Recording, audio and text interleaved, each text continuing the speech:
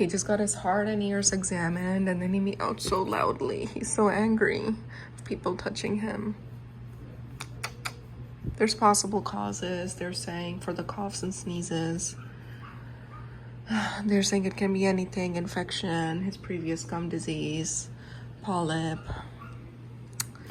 I don't know, maybe he needs probiotics, which he was on, but they didn't help, I think.